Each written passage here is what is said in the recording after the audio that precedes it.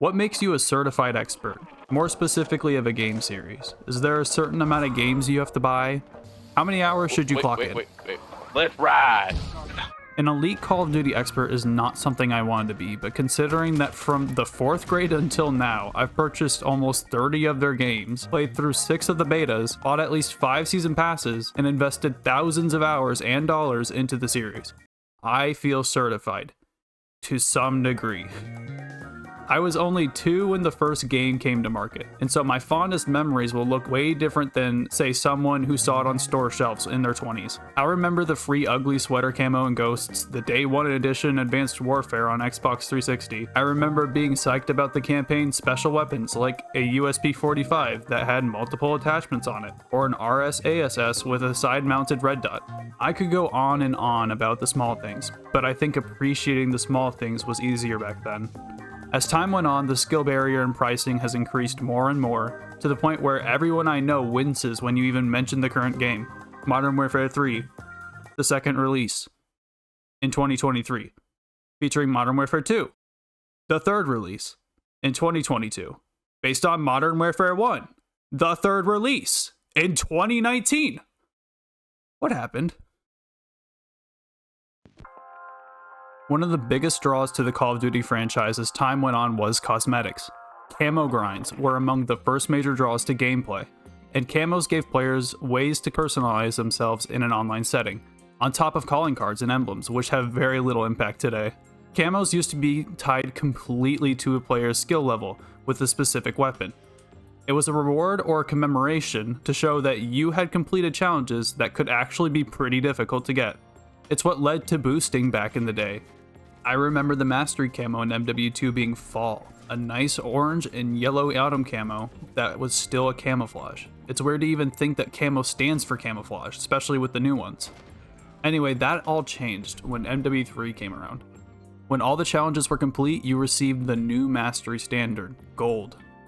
People would see these eccentric weapons online and knew you meant business. I'll have to check it in post, but I don't even think that you could preview the gold camo until you unlocked every other camo. I wanted to look up the screenshot that I needed, but Google Images is just clogged with MW3, the second release 2023's garbage. Anyway, this camo was mystical, but a few years later it was outdone by Diamond, a Mastery camo that was earned by completing the gold camo challenges of all the weapons of a certain class, pistols, assault rifles, etc. In Black Ops 2, the game that this camo debuted in, it was so over the top that the weapon would be absolutely studded with diamonds. This might be the furthest thing from a camouflage. But hold on, we got more.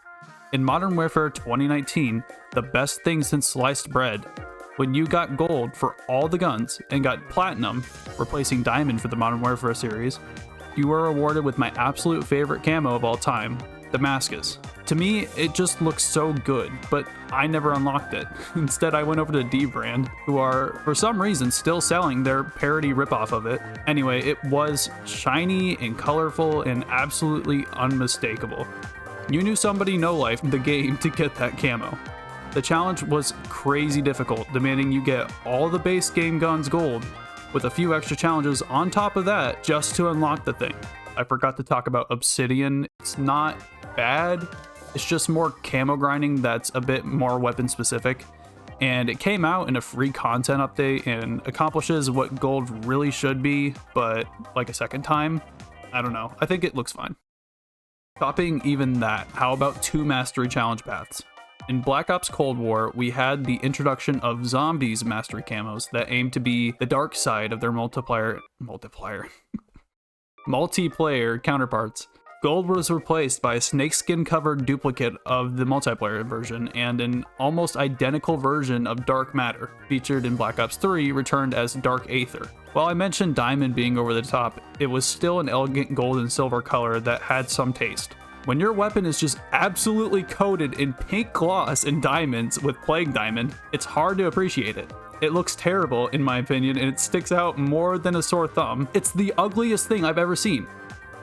So naturally I have it, but only because it was so unbelievably easy and mindless. When grinding through the Battle Pass and double XP weekends, Zombies was a much more relaxed and enjoyable experience for me, than multiplayer at least. And when newer weapons released, it made for easy ranking up, especially on D Machine. I don't have nice things to say about Vanguard in this script, and I was going to read them, but just for the sake of being nice, it essentially did what Cold War did, but there's just not as much soul in the camos. But that's a me thing. That's a me thing. They look fine. They look fine. All right, Modern Warfare 3, the second release, 2023, featuring Modern Warfare 2, the third release, 2022, based on Modern Warfare 1, the third release, 2019. We currently have 16 mastery camos, and they're separated like this. These ones were pulled from the jingle previous game and weapons, with the rest being created just for this game, okay? The old MW2 weapons, jingle, have their own mastery camo challenges, and so do the new MW3 ones, with these ones dedicated to zombies, jingle, and ones dedicated to multiplayer over here. What's wrong with that? More camos is more content, right? These camos look pretty great, right? Surely they're worth getting. No. No, they're not. Not necessarily. With the camos being front and center, there's no whimsy like there used to be. Some look pretty good, but with how much time it takes just to get some of the better looking ones, it's clear that the game is going to demand more time from you. I mean, outside of the game, I only ever see the camos like this. And at this point, the game feels like these thumbnails. On top of the camos, people are oozing smoke and fumes, glowing all different colors, and shooting laser trace rifles left and right. That is to say, camos are becoming more and more obsolete. They were such an important feature to Call of Duty fans, but here we are with 900 plus camos of varying quality, and they barely matter. All because of something else. Wow, if it isn't my favorite customer. How are you?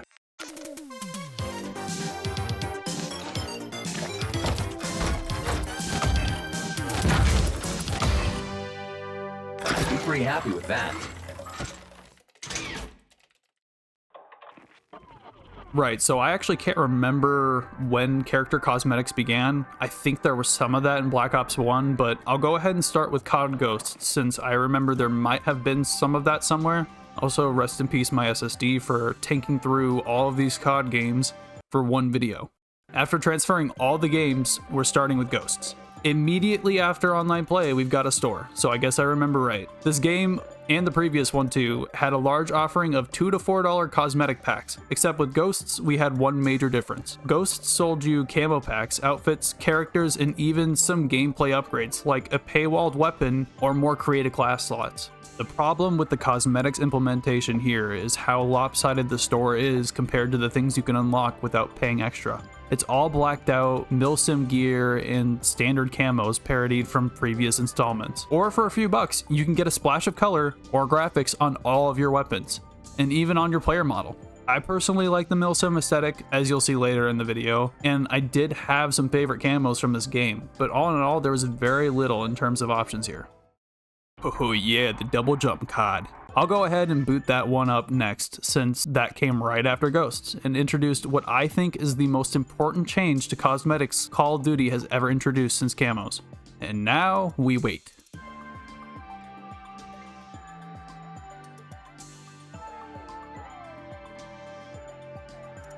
Now that I'm in, I just realized that all my owned cosmetics are on an Xbox 360 account that I deleted like ages ago. Well, let's at least talk about weapon variants. Adding these uniquely tweaked weapons with customized stats and pre-selected attachments was a brilliant idea.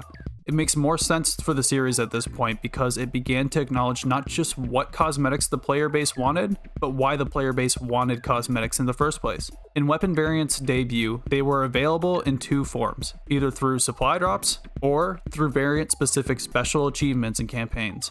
I remember back in the day unlocking the HBR lead launcher and the zombies outfit after no-lifing exo survival. There was an Easter egg that appeared on the last map that had its own cutscene and a short playable zombies demo that teased the mode, coming in future DLC packs. It's nice to have these free and unlockable rewards for players that don't spend much money on cosmetics. However, supply drops were a decent enough system back when games regularly gave you these free loot boxes. I remember how exciting Overwatch used to be for that exact reason. I used to go over to a friend's house and bring my Xbox so we can knock out our 3 weekly arcade wins. Honestly, it's for that reason I'm not really motivated to play that game much anymore, and I will never change my player icon from the loot box emblem. Anyway, the Advanced Warfare store was pretty successful at introducing digital chase card variants, fan favorites like the MP11 Goliath, the ASM1 Speakeasy, and of course, the BAL Obsidian Steed. Elite! Supply drops also offered pieces of individual gear that you could equip to your in-game character, like the horrendous clown mask that everyone seems to remember. I was personally running the Mountain Dew double XP nonsense because I was slamming that back like it was water as a kid, and those codes were my only reward, my battle scars, my glory medals. Anyway, free supply drops are great and all, but this Call of Duty was the first game in the series to regularly add new base weapons, retro and new models. These came with their own special variants, and there begins the issue. The only way you could obtain or use these weapons was by getting lucky with the loot box system and getting a variant. That's a big problem, because these weapon announcements generated a lot of hype, and when they dropped, it was never guaranteed you'd even get them. I remember getting lucky back in the day, and I had a Dragunov M1911 and a blunderbuss, and I was pretty happy, but I would have killed to use the repulsor laser SMG or the reprised M1 Garand. It was overall just disappointing seeing others be able to use it and I couldn't. In fact, the only way I've ever experienced these weapons was through Black Ops 3 custom zombies maps, funnily enough. A lot of blood, sweat, and tears have been put into the Steam Workshop content on that game, so go check out classics like Rust, Dome, Rust and Dome, and of course, Welcome to Chili's. Get a dose of expired beams, reprised COD weapons, and convoluted Easter eggs you can usually find the guides to in the same page. Hey wait, speaking of Black Ops 3,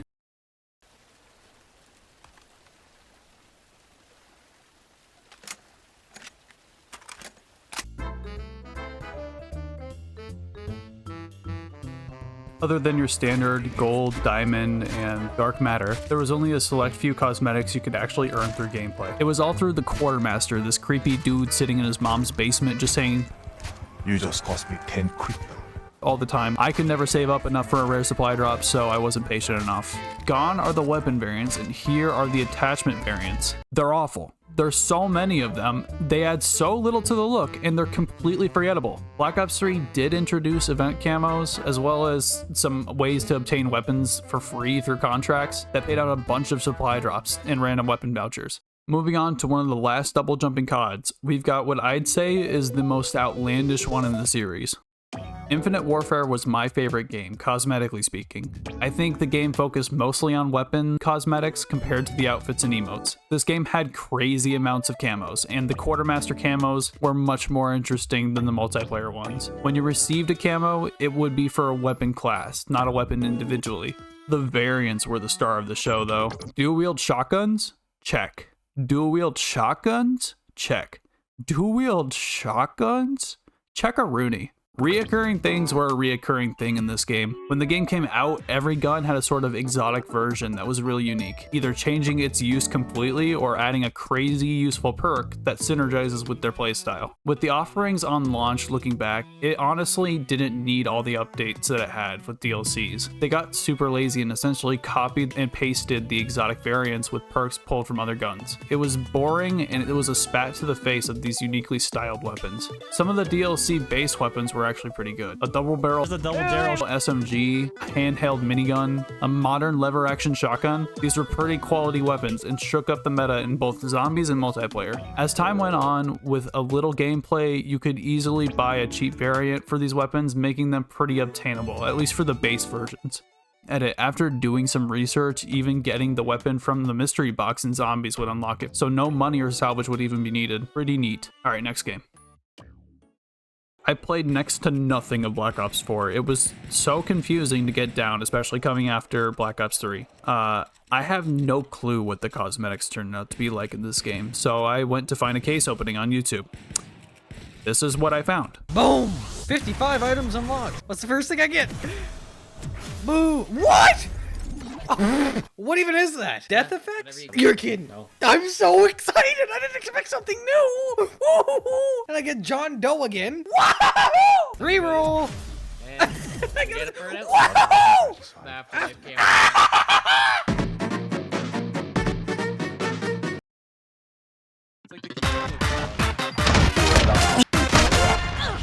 Woo-hoo. Hit 30 seconds, man.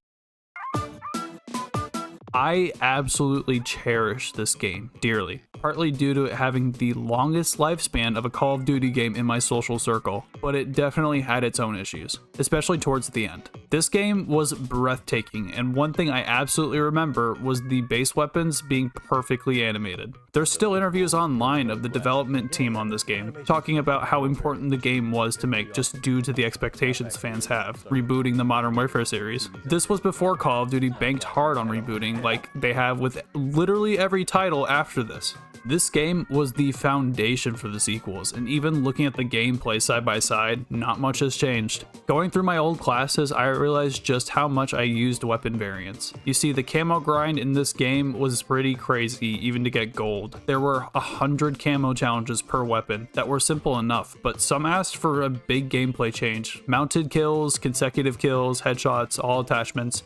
The works. The gold, platinum, and Damascus camos were pretty great rewards though, so having a tall ask to get them wasn't unfounded. Doing very few of these challenges, I instead opted for using variants, or as they were now called, blueprints. I had a lot of them, but I don't remember getting them through battle passes or buying too many packs, you know? That's when I rediscovered that Call of Duty had put in place a pro-consumer practice that's all but missing from the newest game. Challenges that rewarded unique variants and exclusive blueprints. Heat Cycle, Judgment, Walima, Smooth Dominator, Urban Defiler, Plague Score. All free to earn and not half bad alternate variants of the base weapons. They are a little bland, but they do clean up the original looks by being a bit more tactical looking. Considering the clickbait style cosmetics from the new games, these feel better to me. That and the fact that they're challenge based means you've done more than just unlock them. You've showed some skill and earned something most players haven't. There were exclusive blueprints to unlock in both multiplayer and the underdeveloped co-op mode that was rarely ever played in my own circle of friends. But strangely enough, my favorite weapon to use in the game came from this mode. A Kilo blueprint called Beachcomber.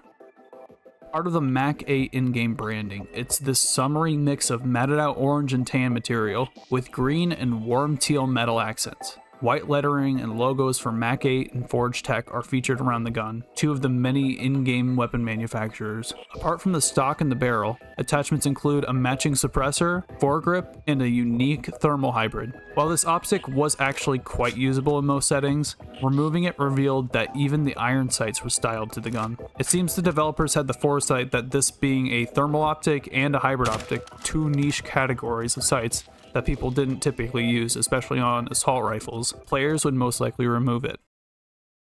Taking a deeper dive into the game's blueprints, you see this attention to detail a lot, especially early on. In future installments, they do get these details down, or even improve in some ways, but I think that as the player base moves on from polished experiences like this one, any slip up is pretty glaring. My YouTube feed is always chock full of comparison videos around the time the yearly COD comes out. Cold War's animations are awful compared to Modern Warfare 2019. Vanguard weapons make no sense, unlike the older games. I mean, how is the BAL-27 really going to have extended mags? Obsidian Steed. Elite! Without the yearly release schedule has been, it's pretty easy to compare them side by side, seeing where there are differences. For the installment after Modern Warfare 2019, it couldn't have been more different.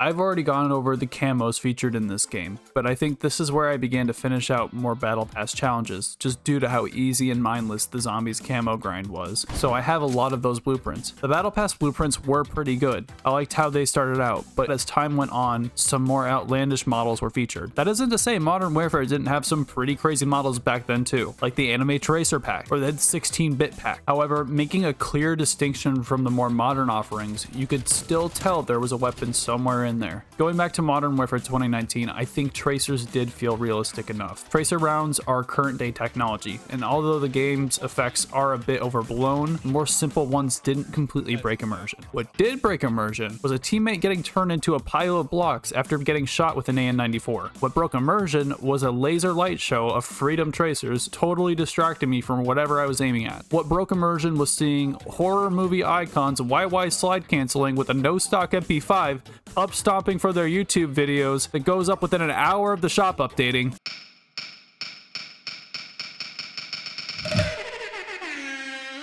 As time went on, items in the Season Pass became more brash and in most cases tasteless. Cold War could get away with more crazier ideas. It had made its intentions clear on release of what type of game it was. In fact, it introduced some pretty amazing ultra rarity weapons. They were stunning. They were visually stunning with animations and quirks. We knew Cold War was going to be an action movie type of game from the get-go, and if you could just adjust your expectations to that, it was a pretty great game. The cosmetics were pretty insane, but it was appropriate enough for the title. Alright, from what I can gather, Vanguard was a pretty rough time.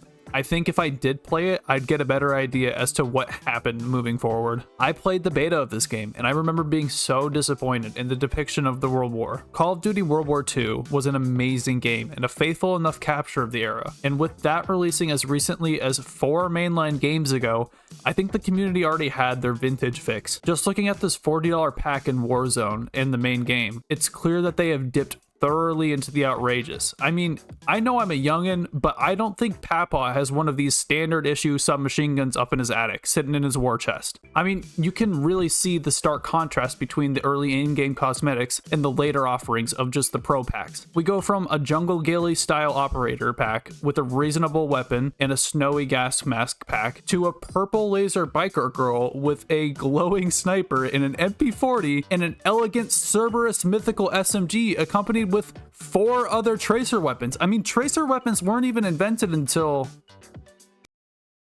1915, huh? Well, after brushing up on my research skills, it seems like tracer rounds were actually used in both world wars. Uses included shooting and igniting Zeppelin balloons that were deployed by Germany. And these special rounds were also issued to soldiers to kind of act like a flare gun. Some machine guns were loaded with these rounds so they could get a better visualization of what they should be aiming at and adjusting to. Fine, they can stay. Surely the mastery camos aren't too bad. Multiplayer's Atomic was similar to Damascus, but it was animated. And Gold was pretty cut and dry along with Diamond. I'm not sure why they were using the names of the previous Zombies camos and then changing them so drastically. I mean, Plague Diamond actually looks pretty good in this game, while Gold and Atomic Reverse leave much more to be desired. I'm not so sold on animated camos at this point. They're distracting, they come off more flat than past camos, but I'm starting to think these camos aren't being made for the consumer player base anymore. These camos make thumbnails pop and create constant movement on the screens of high contrast YouTubers. The louder and the crazier, the better. I think Cold War and Modern Warfare handled the pressure of creating a worthwhile mastery camo a bit better than Vanguard did. Sure, Cold War had Plague Diamond 1, which was loud and obnoxious, but as for the rest of their camos, they had some charm. Animated DM Ultra had some movement, but it was this nice, low contrast purple that was only on some of the weapons, leaving room for these shiny black accents that created a refined look. Same with Dark Aether 1. It's become a classic of the Call of Duty series at this point in time, and really the only issue that came from it was how it was tied to zombies, not multiplayer. With that out of the way, it's time to move on to the poor conjoined twins that we currently have, starting with Modern Warfare 2, third release 2022, blah blah blah. We got a plant here. I'm just gonna go plant. They say you don't know what you have until it's gone. Playing Modern Warfare 2 during its 1-year grace period made me miss Modern Warfare 2019 dearly. I miss the old perk system, I miss the old weapons, especially the old maps. However, playing Modern Warfare 3 made me miss the last game even more. Modern Warfare 2 did some great things, honestly speaking. We had updated weapon animations that looked in instances even better than 2019. We had a plethora of new, unique, I keep using that word, I gotta stop using that word. We had so many new unique attachments to unlock, a new camo system that had some standout categories that players naturally drifted towards, and a solid enough gameplay loop that encouraged more than one play style. Without going into much more of the gameplay, since that's not what I aim for this video to do, I'd like to touch on DMZ for a bit. DMZ was this strange pseudo Warzone mode that mixed Warzone with campaign and story missions, multiplayer and bots. Looking back, I find myself as one of the few people that even liked it or even played it, but I feel like the only reason I appreciated it as much as I did was because more than anything, it was a tool. DMZ has a whole assortment of unlockable blueprints to be had, with some coming from weapons cases and some coming from difficult missions. These blueprints were similar to the free Modern Warfare 2019 blueprints, although I think some of them fell flat in design, I still use some of the blueprints even in the new game. See, what I think made DMZ all the more interesting to me was its relationship to weapon unlocks in multiplayer. When a new battle pass set of weapons dropped or a mid-season update released, it was once again time to grind out those weapons. Or in DMZ, if you recovered the weapon from, let's say, some poor schmuck who brought it in to rank up, you could extract with it, and bam, no grind, no shoot the ship, just you and that brand spanking new weapon. But wait, it gets better. If you had a weapon your friends didn't have either, you could drop in with them, give them your weapon, and immediately extract. It was a nice way to catch up other friends without needing to worry about all the meticulous challenges of unlocking past weapons. One of my fondest memories in DMZ was playing on the day of release of Season 5 Battle Pass. I got into a long gunfight with someone at a gas station, which I eventually won. And when I looted them, he had both the new weapons that were just released hours ago. They were the Black Cell versions of the weapons, which explains a lot.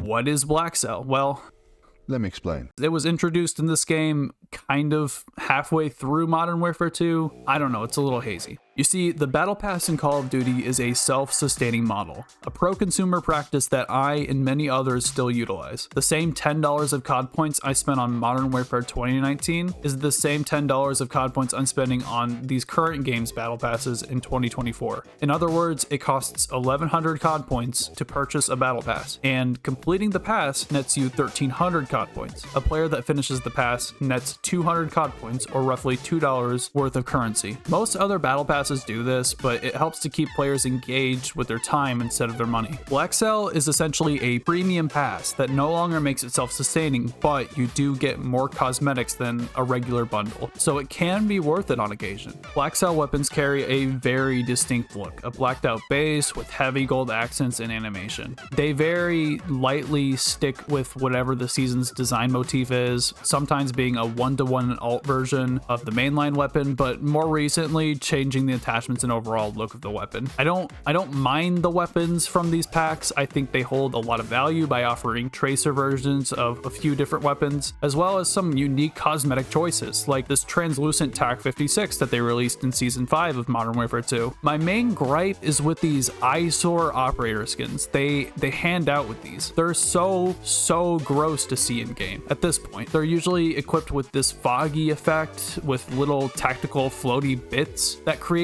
this haze that immediately takes me out of the immersion. Player models breaking immersion is actually not a new problem with the Call of Duty franchise. The notorious clown mask from Advanced Warfare I already mentioned.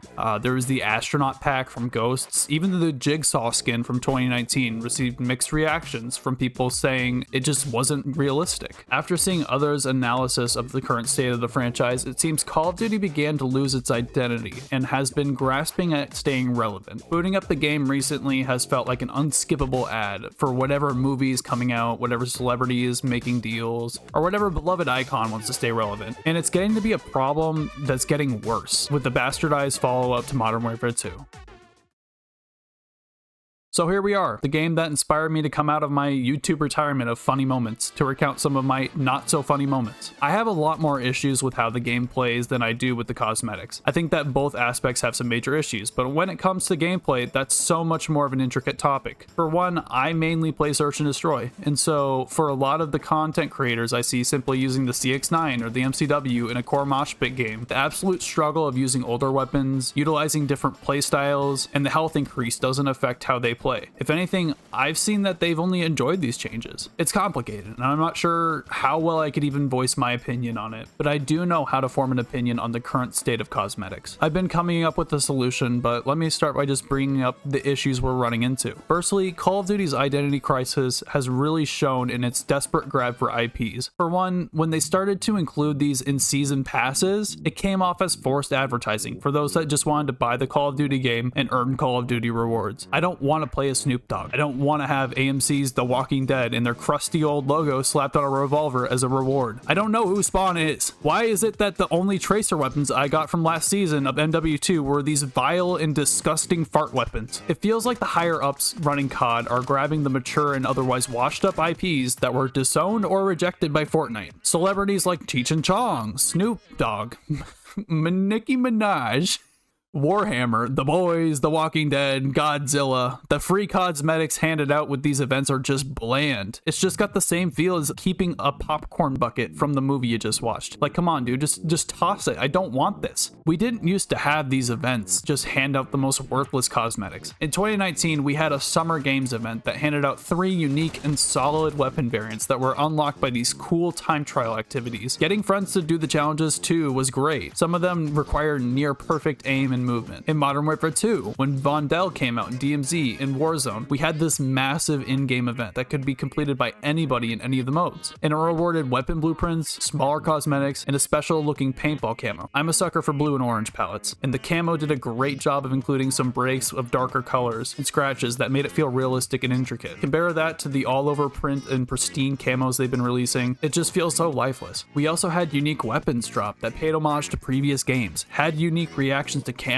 and some well-rounded blueprints that gave players a good build of a weapon to start off from. When an event camo dropped in the previous game, it wasn't easy to get either. That paintball one I mentioned earlier took a lot of Vondale DMZ matches to get through. I think everyone remembers the Halloween camo last year. That one took some serious time and dedication to get. It was a pretty crazy looking camo, but considering it was a limited time event and its high price of the event currency, it gets a pass. It was worth it. It feels like with MW3, they've been doing events 24/7, and every time there's a camo to release with it, they just copy and paste the same design with different patterns and colors. They could whip these up in minutes, and with how bland and easy zombies is after a while, I've completed these 7-day event to-do lists in a matter of hours. It seems like they want you to get these camos with so little effort so that you can advertise whatever's in theaters or whatever show paid for placement. It's just getting intrusive. And like Fortnite, I'm tired of playing advertisements for other pieces of media. Like, regardless of the quality, I can't even try and take your cutscenes, your cinematics, your stories seriously when you completely sell out your multiplayer mode. The worst part is, it's not even working. The community doesn't notice that Nicki Minaj is in the game. They focus on the fact that Nicki Minaj's dump truck is now in the game. They want to know why Snoop Dogg is a glowing furry or what Dune has to do with COD. And I get it. As time goes on, it's become more and more clear to me that this game is trying to appeal to a more fast-paced, casual audience. It's not only clear by my taste, just looking at some of the B-roll footage that some of the other content creators used while discussing their opinions on the game, it's clear that they're still getting a decent amount of enjoyment out of the game. I think when Call of Duty Modern Warfare 3 started to slow down in zombies with essentially no post-launch content, the campaign getting a big thumbs down from everyone, and the multiplayer evolving so fast to the point where my group just feels so in the dust, the whole package falls apart, and it's easier to be critical of the smaller things, which is why I started this project in the first place. People are picking up on this, so at least I'm not alone. Go check out Wheezy's video. He absolutely hits the nail on the head with this one. I think he makes a great case at capturing what Call of Duty aimed to be in previous installments. So look, at this point, it wouldn't be fair to include all this criticism without offering a solution. And regardless of how goofy the cosmetics are now, my aim would be to fix how you get them, not what you get. This strategy could be a healthy fit for both player base and developers. For camos, the 3-tier mastery model works great. Me having access to 900 plus camos is just too many, especially when so many of them are either dirt or distracting. As for what the 3 mastery camos should be, single weapon mastery should always be gold, not this 1950s carpet sunrise pattern. I'm talking good old gold. 2023 didn't need to be different from 2022. With their mirrored camos,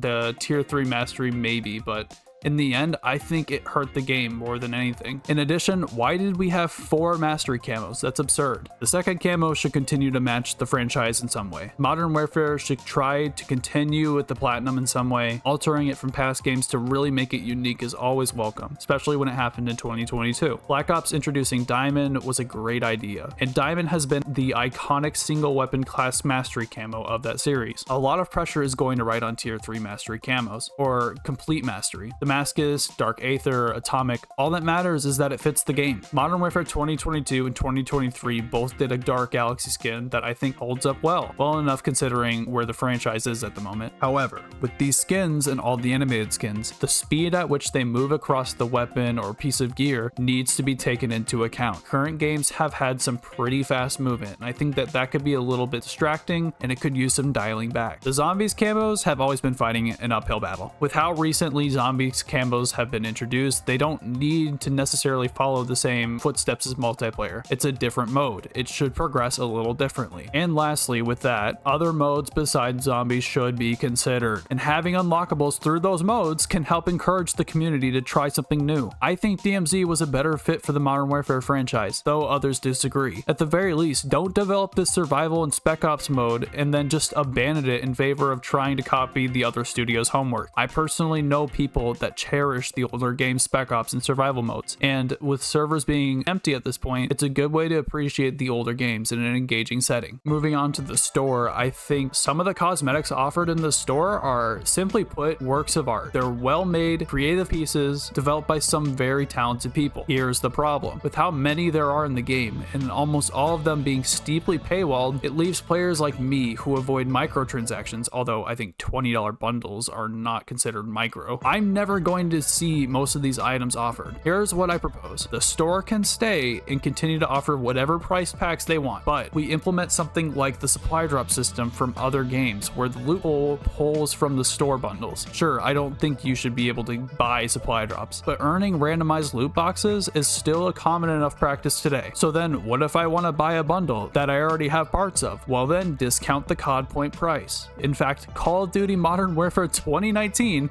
has a similar concept coded into the game already, where bundles are discounted based on the items already owned. Just looking at how much random garbage is stuffed into these bundles is stupid, but at least that could help pad out your loot table of the supply drops. And who knows, maybe I will use a sticker or an emblem or a weapon charm. Like I won't, but hey, it wouldn't be a loot box without some junk thrown in. For events, if it's really that difficult to offer some worthwhile rewards, then do these less frequently. They really only used to be holiday events, but now that we've got product placement events, at least could be obtainable through supply drops and not cost an arm and a leg to get all $80 of this nonsense. Look, at this point, I'm tired. I love this franchise to death. It's always been there for me. It holds a near and dear place in my heart. I want to keep playing this franchise. It's not a bad franchise. That being said, if I'm going to slog through multiple games in one sitting, Call of Duty had better make it worth my while. Right now, it's just, there's so many anti-consumer practices, they're not listening to feedback from longtime players, and this identity crisis thing going on. Until these things get resolved, I'm done playing the franchise regularly. I should probably uninstall the almost terabyte of games that I paid hundreds for. That, and I should torch the old copies too, in case nostalgia grabs me by the throat.